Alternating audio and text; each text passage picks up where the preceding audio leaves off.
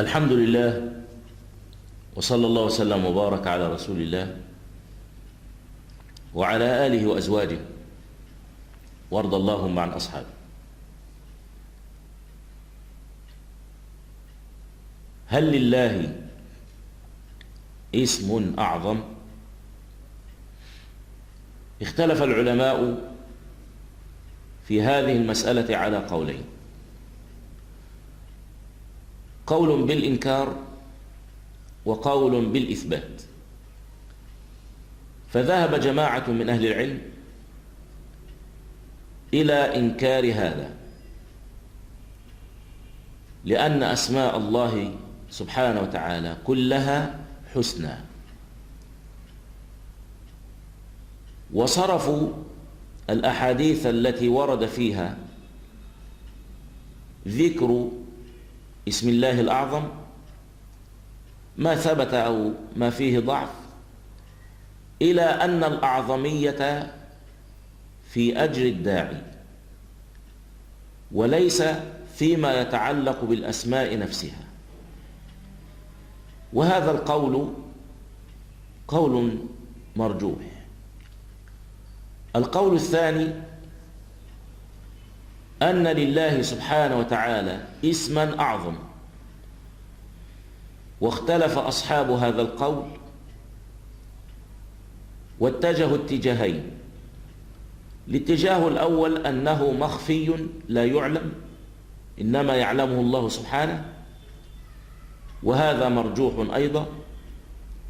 والاتجاه الثاني أن اسم الله الأعظم معلوم وقد ورد فيه أحاديث، وبتتبع الأحاديث التي ورد فيها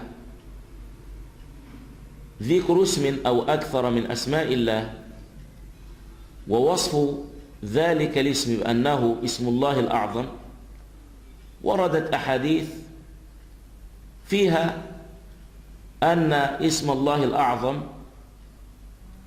الأحد الصمد الذي لم يلد ولم يولد. وهذا قواه ابن حجر رحمه الله في الفتح، وهو يعالج تلك المسألة، وذكر رحمه الله أن العلماء الذين قالوا إن اسم الله الأعظم معلوم اختلفوا على 14 قولا. اختلف العلماء الذين قالوا إن اسم الله الأعظم موجود ومعلوم، اختلفوا على 14 قولا. فرجح رحمه الله أنه الأحد الصمد الذي لم يلد ولم يولد، لأن حديثه أقوى إسنادا وأصح. وذهب بعض أهل العلم إلى أنه المنان بديع السماوات والأرض، وفي ذلك حديث في السنن. وذهب بعض أهل العلم إلى أنه الحي القيوم، لما في حديث أسماء بنت يزيد ابن السكن أن اسم الله الأعظم في هذه السور الثلاث: البقرة وآل عمران وطه. والحديث ضعيف لا يثبت. وكذا في حديث أسماء بنت يزيد رضي الله عنها في المسند وغيره أن اسم الله الأعظم في هاتين الآيتين: الله لا إله إلا هو الحي القيوم، ألف لام ميم، الله لا إله إلا هو الحي القيوم. كما ترى وردت أحاديث منها ما هو ثابت ومنها ما هو ضعيف. والذي يترجح بعد أن ننظر في أقوال العلماء: هل اسم ربنا الأعظم هو اسم الجلالة الله، أو هو الحي، أو هو الحي القيوم، أو هو القيوم، أو هو المنان بديع السماوات والأرض، أم هو الأحد الصمد، أم هو الحنان؟ ولا يثبت في هذا الاسم حديث عن النبي عليه الصلاة والسلام،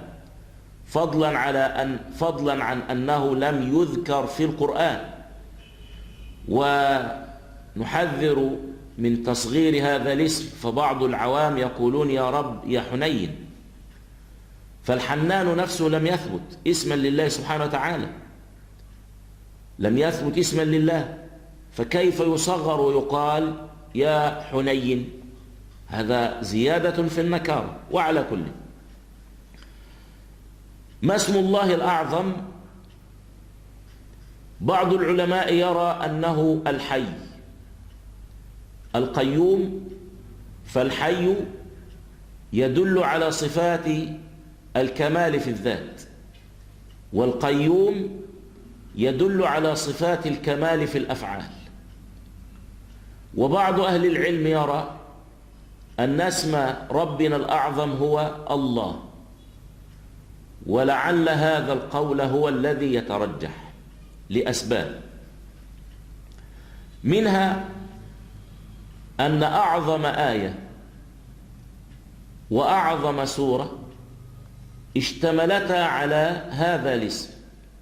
بيانه: اسم الجلالة الله ورد في أعظم سورة من سور القرآن، الفاتحة، الحمد لله رب العالمين، الحمد لله. وفي مطلع السورة بسم الله الرحمن الرحيم، بسم الله. بعضهم قال الرحمن الرحيم، بعضهم قال الله الرحمن الرحيم.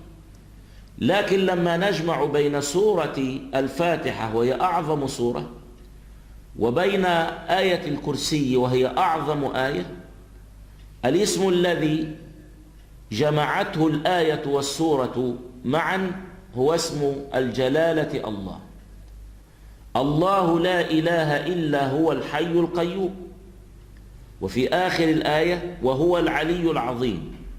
لكن الأسماء الأربعة الحي القيوم العلي العظيم لم تأتي في سورة الفاتحة.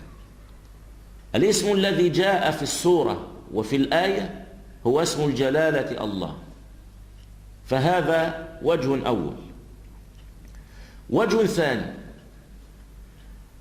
أكثر كلمة وردت في كتاب الله سبحانه هي كلمة الله أو لله، أفي الله، بالله.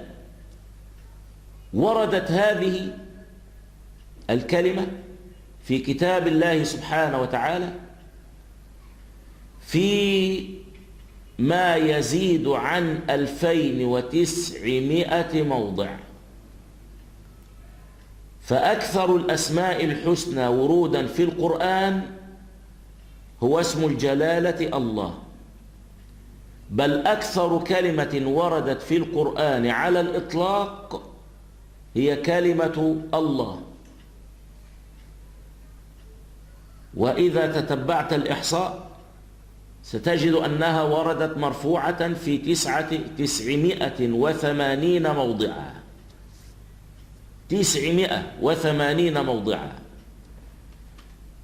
وفي حوالي 600 موضع جاءت منصوبة، وفيما يزيد على 1000 وكذا جاءت مجرورة، هكذا. فهذا الوجه الثاني. الوجه الثالث: جاءت سورة المجادلة مشتملة على اسم الجلالة في كل آية من آياتها. لم تخل آية من سورة المجادلة من ذكر اسم الله، من ذكر اسم الجلالة الله في كل آية مرة على الأقل. وهذا لم يكن لاسم آخر من الأسماء الحسنى في سورة من سور القرآن. الوجه الرابع: أن هذا الاسم لم يسمى به غير ربنا سبحانه، رحيم وصف به مخلوق من المخلوقات، وعزيز وصف به مخلوق من المخلوقات، وهو وصف حاكم مصر في زمن: يا أيها العزيز مسنا وأهلنا الضر وجئنا ببضاعة مزجاة يوسف أيها الصديق أوف لنا الكيل وتصدق علينا. هكذا عزيز وصف به، كريم وصف به، رحيم وصف به، مجيد وصف به العرش، ذو العرش المجيد، ذو العرش المجيد، وجهان صحيحان نحوا، وكذا ورد في القراءة. فالمجيد وصف للعرش، وعظيم وصف لعرش المرأة، ولها عرش عظيم، وهكذا. لكن ما سمي أحد ولا وصف باسم الجلالة الله، حتى إن العرب لما حرفوا جعلوه بالتاء تأنيثا، فقالوا اللات بتخفيف التاء، اللات، أنثوا الاسم الأعظم وجعلوه بالتاء تأنيثا. الوجه الخامس أن هذا الاسم تلزمه ما تنفك عنه، بخلاف الأسماء الأخرى. فتقول الله يا كريم، الله يا رحمن، يا رحيم، يا عظيم، يا قدير، يا سميع، يا بصير. وإذا ناديت الاسم الأعظم فإنك تقول يا الله، ما تحذف منه وتصير ألف وصله همزة قطع، يا الله، ثم يحذف حرف النداء يا، ويعوض عنه بميم مشددة مفتوحة لا تكون في موضع الحرف المحذوف، وإنما تؤخر عن الاسم الأعظم، فتقول اللهم. وهكذا انفرد هذا الاسم بما ليس لغيره، فالذي يترجح أنه هو الاسم الأعظم. ثم من حيث الدلالة، الله أصله الإله، فلكثرة دورانه على الألسنة حذفت همزته، فالإله صار الله. والإله الفعال، إله فعال، من آله يأله إلهه وألوه، أي عبد، على أرجح الأقوال. فإله بمعنى مألوه، فعال بمعنى مفعول، وهذا في أوزان العرب. فنقول غراس بمعنى مغروس، وفراش بمعنى مفروش، وكتاب بمعنى مكتوب، وهكذا إله بمعنى مألوه، فمألوه المعبود. فلما نقول الله أي المعبود بحق، والمعبود بحق لا بد أن يكون له صفات الربوبية، وله الأسماء الحسنى، وله صفات الكمال. فاسم الجلالة الله مشتمل على كل الأسماء الحسنى. فالإله الحق حي لا يموت، قيوم لا ينام. الإله الحق سميع وسع سمعه الأصوات كلها، بصير لا يعزب عنه مثقال ذرة في السماوات ولا في الأرض، ولا أصغر من ذلك ولا أكبر. عليم لطيف خبير باطن، علي متعال ظاهر قاهر قهار. والرب المستحق للألوهية وحده الله سبحانه غفور غفار لأوليائه، قاهر قهار لأعدائه، قادر قدير مقتدر ما يعجزه شيء، قوي متين لا يضعف عن شيء، وهكذا له الكمالات كلها. اسم الجلالة الله يتضمن كل الأسماء الحسنى والصفات العلى، لذا يترجح أنه هو الاسم الأعظم، والله سبحانه وتعالى أعلى وأعلم. وصلى الله وسلم وبارك على نبينا محمد وآله، والحمد لله رب العالمين.